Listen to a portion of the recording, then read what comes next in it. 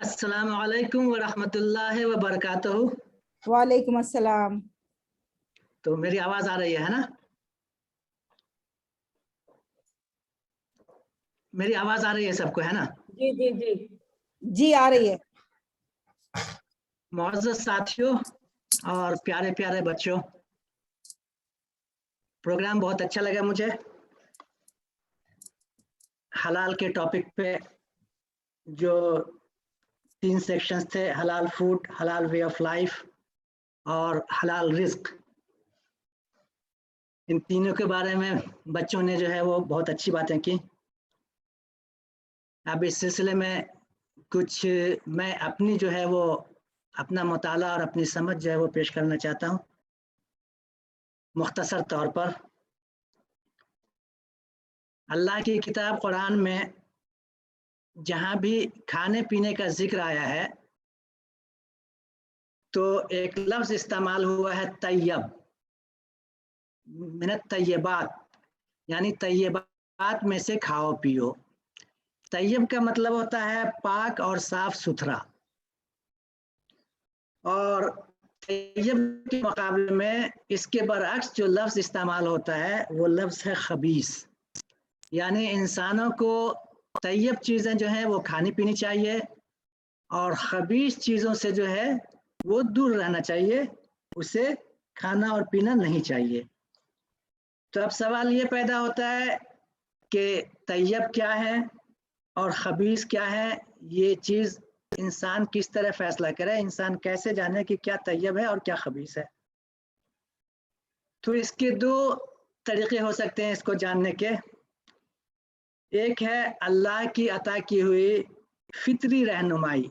इंसान के अंदर अल्लाह ताला ने इंसान की फितरत में भी सलाहियत रखी है कि वो खुद फैसला कर सके कि क्या पाक साफ और अच्छी चीज़ें हैं और क्या नहीं है। तो एक तो हुई इंसान की फितरी रहनुमाई, लेकिन फितरी रहनुमाई पर इंसान की जिबिल्लत का गलबा हो जाता है अक्सर व बेशतर। तो इंसान जो है वो गलतियां कर जाता है और कई बार ऐसा होता है कि फितरी रहनुमाई जो है वो इंसानों के लिए काफ़ी नहीं होती है।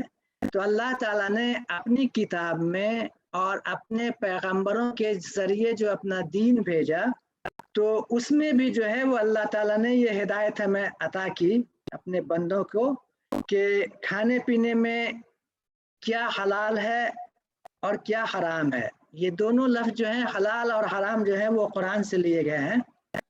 सूरह माइदा में की जो है वो शुरू की आयत है, उसमें आया है ओहिल्लत लकुम। ओहिल्लत लकुम का मतलब हुआ है तुम्हारे लिए हलाल किया गया।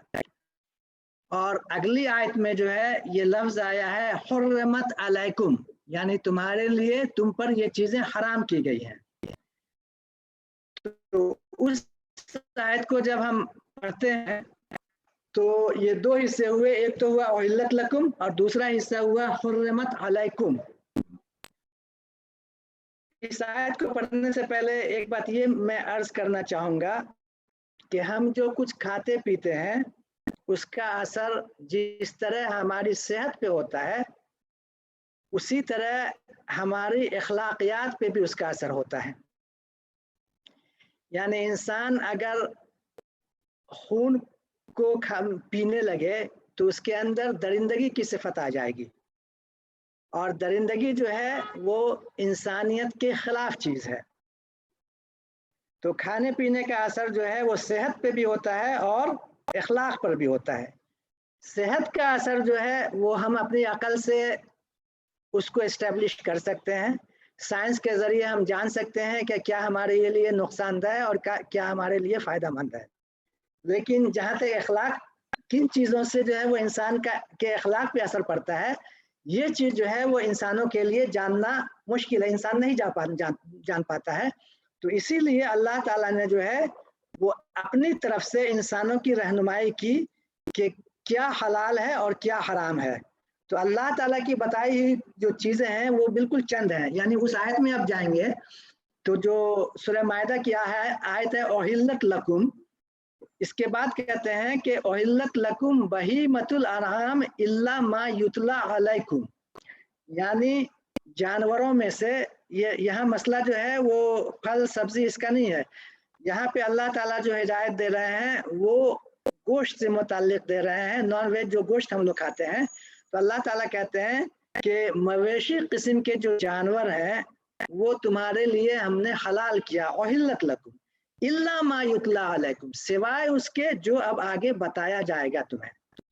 अब आगे क्या बताया जाएगा? तो अल्लाह ताला ने जो है अगली आयत में जो शुरू किया है, ये आयत शुरू हुई थी ओहिल्लत लकुम से, और अगली आयत जो शुरू हुई है हुर्रिमत अलैकुम, तुम पर हराम किया गया है। तो हुर्रिमत अलैकुम में जो फहरिस्त है, जो लिस्ट है, अल्लाह ताला ने क्या हराम किया है वो बहुत मुख्तसर है। वो क्या है? तो सुनिए इस आयत को। हुर्रिमत अलैकुम अल मैततु वद्दमु वलहमुल खिंजीर वमा उहिल्ला लिगैरिल्लाहि बिही। 4 चीजें हैं। पहली चीज क्या है? मैता यानी डेड एनिमल्स, यानी जो खुद से मर गया हो जो जानवर, उसका गोश्त नहीं खाया जा सकता है। दूसरी चीज जो है वो है खून, दम जिसको कहते हैं अरबी में। तीसरी चीज जो है वो लहम खिंजीर, सूअर का गोश्त। और चौथी चीज जो है वो है कि अल्लाह के बगैर किसी और के नाम पे अगर कुछ ज़बह किया गया हो तो उसे नहीं खाया जा सकता है। यानी ये 4 चीजें जो हैं वो अल्लाह ने अपनी किताब में फहरिस्त में, हराम की फहरिस्त में जो है वो अल्लाह ताला ने जो है वो दाखिल कर दिया है। मैंने जब इसका मुताला किया तो कुछ सवालात हमारे जहन में आए। पहला सवाल तो ये था कि हुर्मत की लिस्ट जो है, फहरिस्त जो है वो इतनी मुख्तसर क्यों है? दूसरा सवाल ये था मेरे जहन में जो आया कि अल्लाह ताला ने जो ये कुछ हराम किया है, हुर्मत का बयान किया है, उसकी बुनियाद क्या है? तो मैंने आपको बताया कि बेशक सेहत के लिए भी नुकसानदेह होती है सारे हराम चीज़ें, लेकिन सेहत से मुतालिक इल्म जो है वो इंसान अपनी अकल से भी हासिल कर सकता है। अल्लाह ताला ने जो वो किया है वो इखलाक से मुतालिक है। तो इंसान के लिए सबसे बुरी चीज जो है वो दरिंदगी है। दरिंदगी जो है वो इंसान के खिलाफ समझा जाता है। तो अब जरा हम सोचें कि अल्लाह ताला ने जो 4 चीजें हराम की हैं, जानवरों में से सिर्फ सूअर का नाम आया है और किसी का नाम नहीं आया है।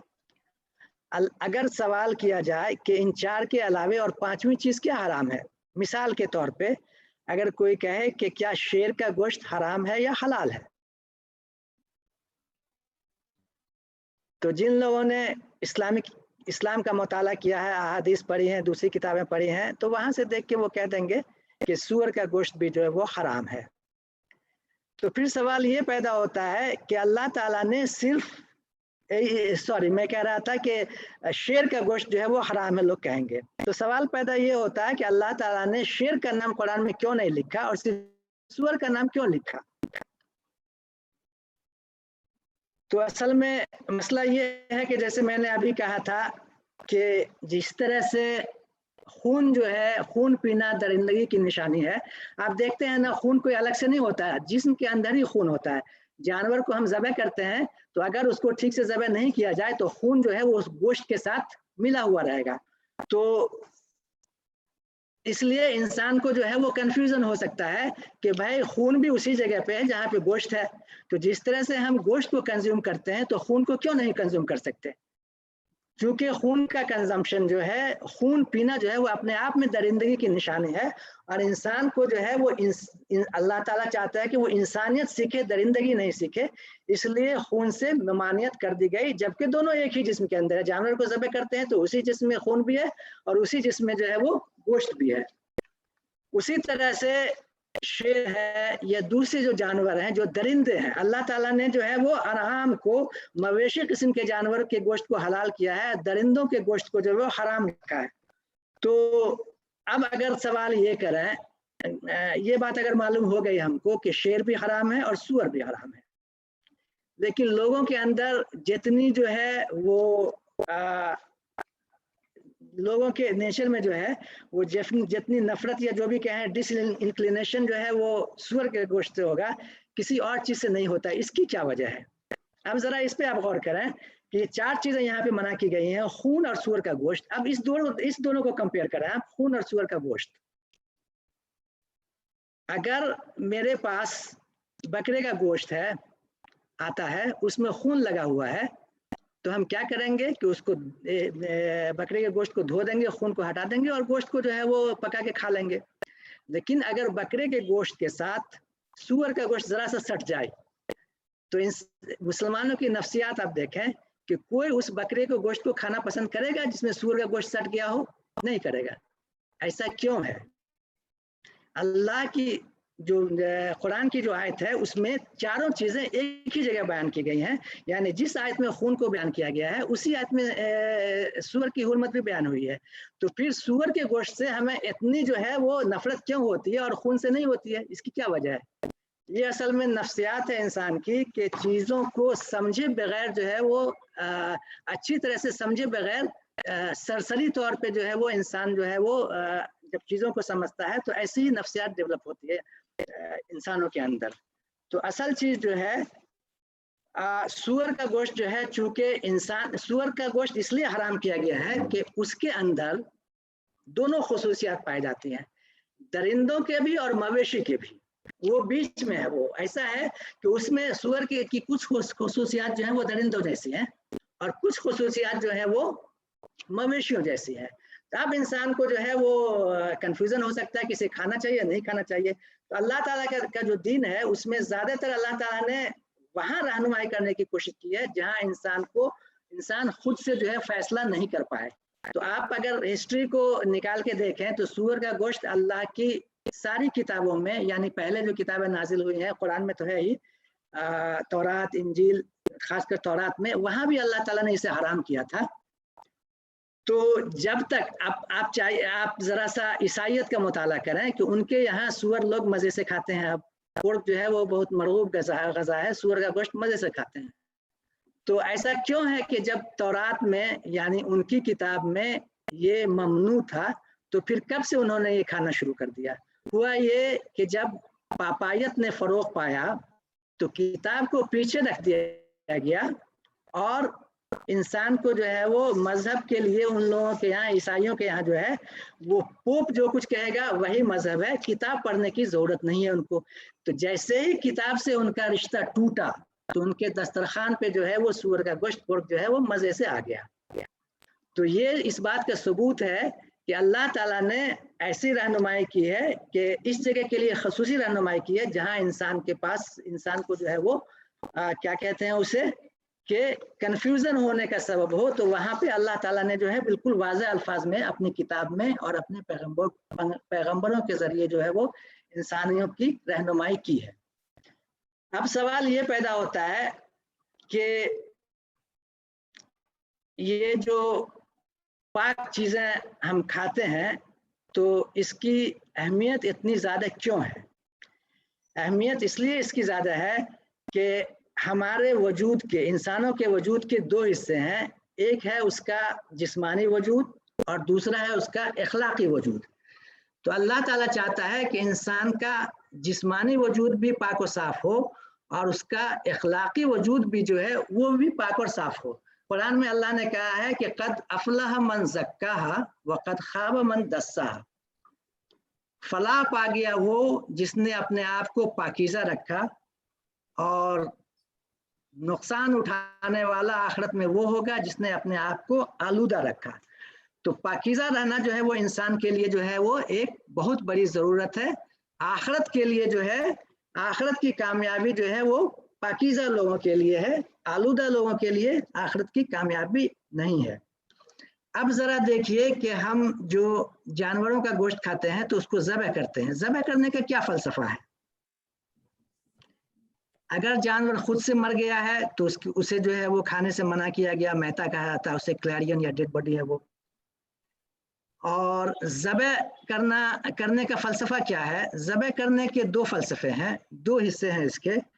इसे कहा था तस्मिया और तज़किया।